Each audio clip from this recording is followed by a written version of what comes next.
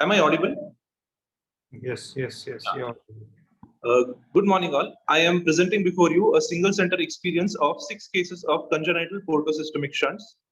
Portosystemic shunts are increasingly being recognized as important causes of cyanosis and portal hypertension. We're presenting here 6 cases which were diagnosed from the time interval of January 2015 to June 2021 at a tertiary care pediatric referral center.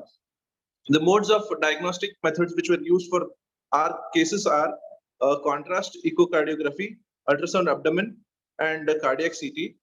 All 6 cases were closed successfully using transcatheter devices. The first case that we're presenting is of a 22-year-old female who presented to us with cyanosis and severe PAH, who had a connection. It was an intrahepatic portosystemic shunt, which was closed using a 22 mm muscular VSD device. We followed up for a period of 3 years. Her PA pressures are now normal. The other patient is a 14-year-old child who neither had a PAH nor cyanosis, but presented with hyperammonemia, who had a connection between left renal vein to portal vein, who was closed with a 12-14 Konar MFO, and we followed him up for 3 months. Now his serum ammonia levels are within normal limits. The third case that I'm presenting is of a 1-year-old child who was accidentally detected to found a connection between IVC to infant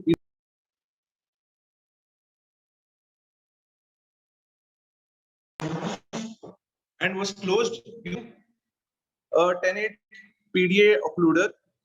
This child was followed up for a period of 2 years. The fourth case is of a child who was a case of persistent venous ductus venosus and who was closed with a 5-4 ADO2, followed up for 3 years. And the other child is a connection between left portal vein to right atrium, which was closed using a 16 mm vascular plug.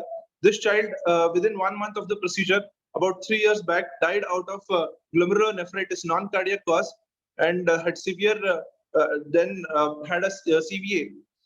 Then the other child is a 5-year-old child who was a case of communication between IVC to portal vein, which was occluded with a 10 mm muscular VST device for a period of 6 years.